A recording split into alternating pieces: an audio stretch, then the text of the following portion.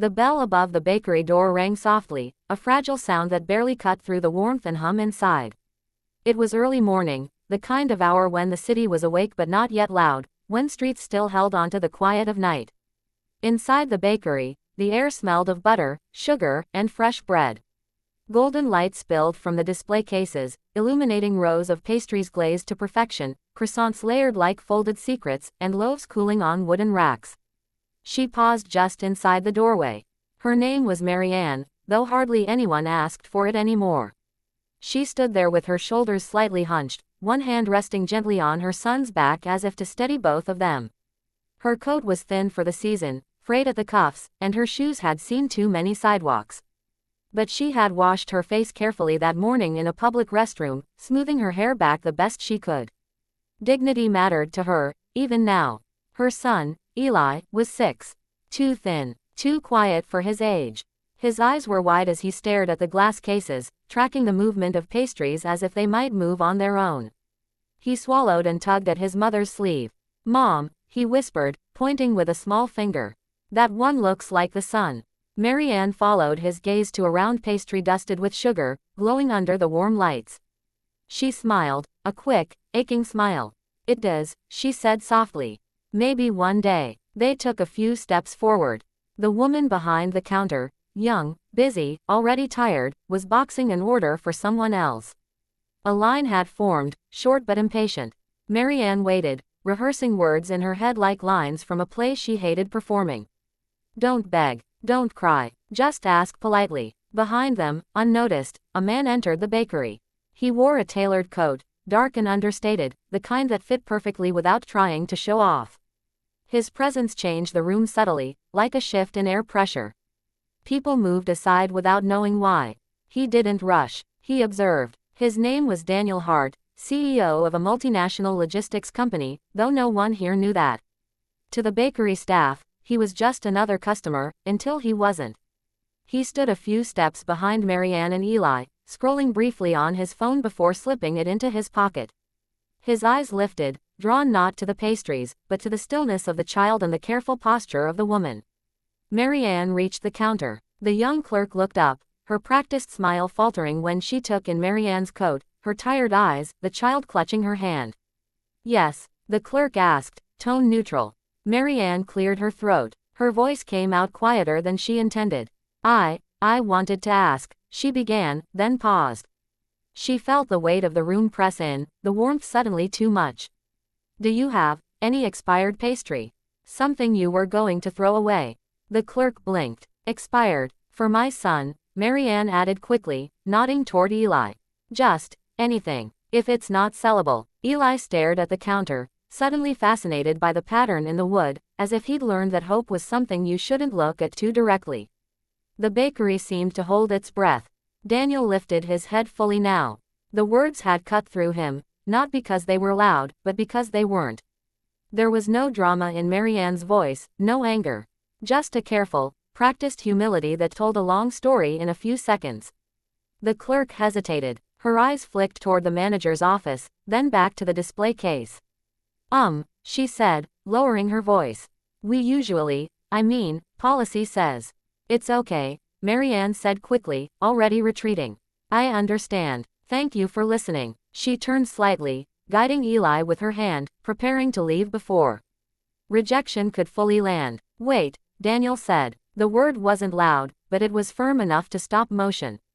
Marianne turned back, startled. The clerk froze. Eli looked up. Daniel stepped forward, closing the distance. Up close, he didn't look intimidating, just calm, composed, his eyes thoughtful rather than sharp. He glanced at the pastry Eli had pointed to earlier, then back at Marianne. "You weren't asking for money," he said quietly. "You were asking for food." Marianne nodded, unsure what else to do. Daniel looked at the clerk. "I'll take whatever he wants," he said. "And whatever she needs." The clerk's mouth opened, then closed. She nodded quickly and began reaching for boxes. Marianne's breath caught. "Sir, you don't have to." "I know," Daniel replied gently. "But I want to." Eli's eyes widened, flicking between the pastries and his mother, hope finally breaking through his careful silence. Daniel didn't know it yet, but this moment, this simple question about expired pastry, was about to change far more than just a morning.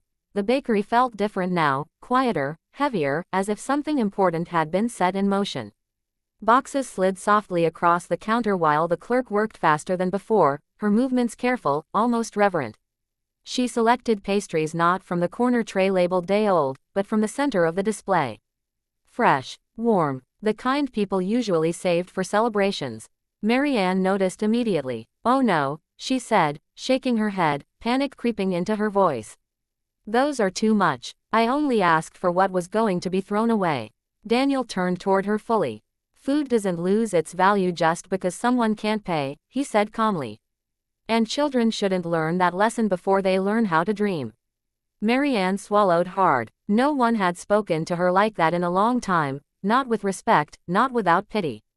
She pressed her lips together, nodding once because if she spoke, she knew her voice would betray her. Eli leaned closer to the counter, eyes shining. "Really?" he asked, barely above a whisper. "Really?" Daniel said, crouching slightly so he was closer to the boy's eye level. "Which one do you want?" Eli hesitated. Years of hearing no had trained him to be careful with yes. He glanced at his mother for permission. "It's okay," Marianne said softly. "You can choose." Eli pointed, first at the round sugar-dusted pastry, then at a chocolate croissant, then stopped, worried he'd gone too far. "Just one," he said quickly. Daniel smiled, not wide, but sincere. "How about two?" he replied, "so one can be for later." The clerk boxed them gently and added a small bottle of milk without being asked. Daniel paid, sliding his card across the counter without a glance at the total. To him, the amount was meaningless, but the moment was not. Marianne stepped aside as the next customer approached, clutching the box as if it might disappear. She moved toward a small standing table near the window, unsure what to do next. Eli opened the box carefully, the smell making his eyes close for a second in pure relief. "Mom," he said, breaking off a piece, "it's warm." Marianne watched him take the first bite. She felt something loosen in her chest, something tight she hadn't even realized she was holding. Hunger had a way of hollowing people out, not just physically, but emotionally. Seeing her son eat without fear filled that hollow space just a little. Daniel didn't leave. He took his coffee and stood a few feet away, pretending to stir it while watching them through the reflection in the window. He told himself it was nothing, just curiosity. But the truth pressed in harder than he expected. Marianne didn't rush Eli. She let him eat slowly, savoring each bite, teaching him that even small joys were worth taking time for. When he finished, she wiped his mouth gently with a napkin she'd folded twice already. "Thank you," she said again, finally looking at Daniel directly. Her eyes were dark, tired, but steady. "You didn't just buy food. You gave him a morning." Daniel nodded. "What happened?" he asked, the question simple, not invasive. Marianne stiffened at first. Old instincts flared, protect, deflect, minimize. But there was no hunger in his gaze for her story, no judgment waiting to be formed. "My husband died 2 years ago," she said quietly.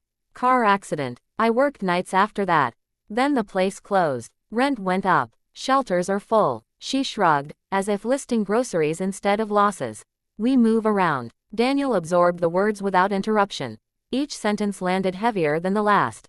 "And today?" he asked. "Today," Marianne said, glancing at Eli, "we were just trying to make it to tomorrow." Daniel looked down at his coffee, suddenly bitter. He thought of the board meeting he'd rushed out of earlier, the arguments over margins and delays, numbers with too many zeros to feel real.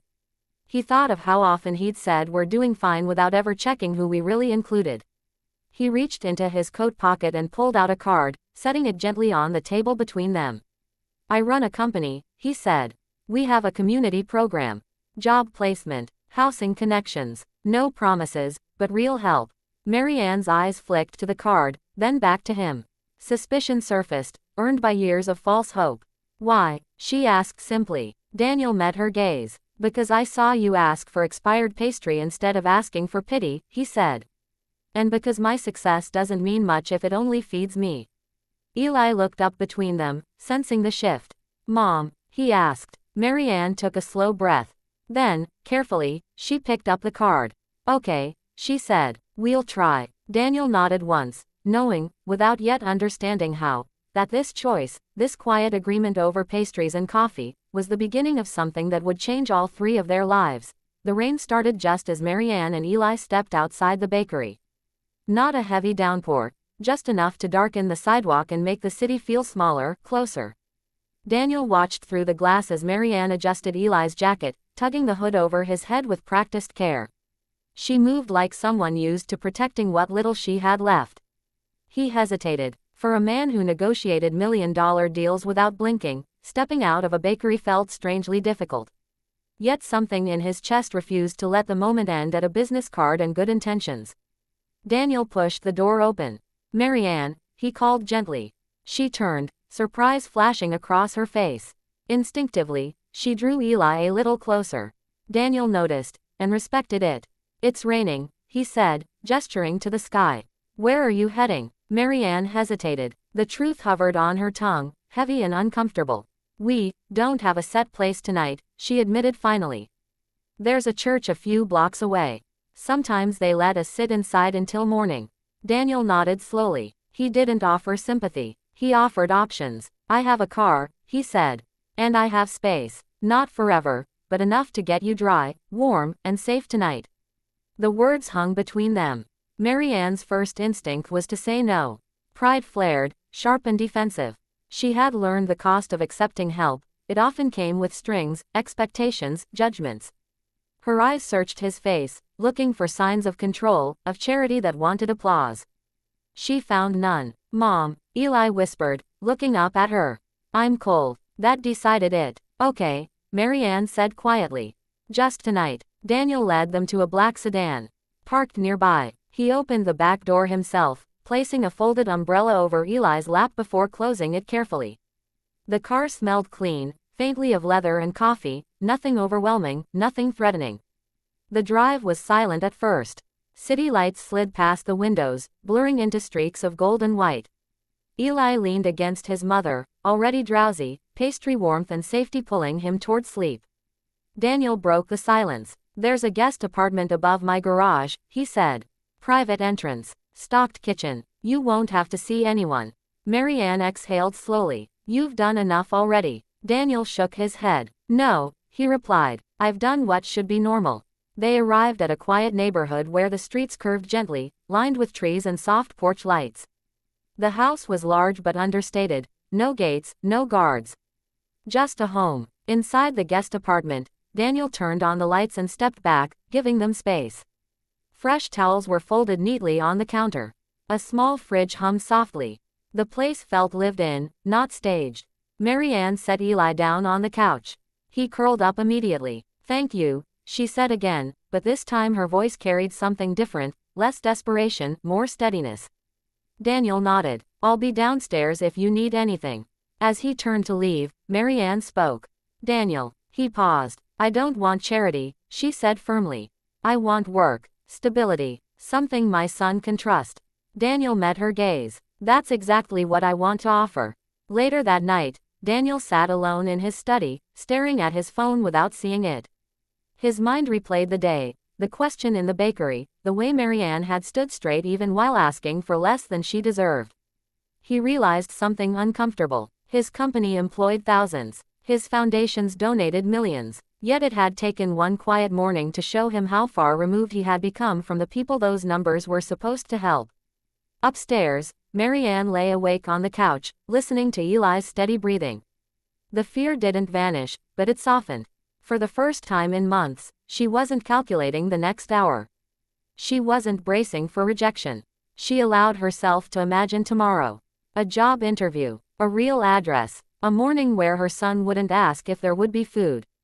Downstairs, Daniel opened his laptop and drafted an email, not to his board, not to investors, but to himself. "This isn't a favor," he wrote. "This is responsibility." As the rain faded outside and the house settled into quiet, 3 lives rested under one roof, connected not by rescue or rescue fantasy, but by a shared, fragile hope. And none of them yet understood how deeply this night would reshape everything that followed.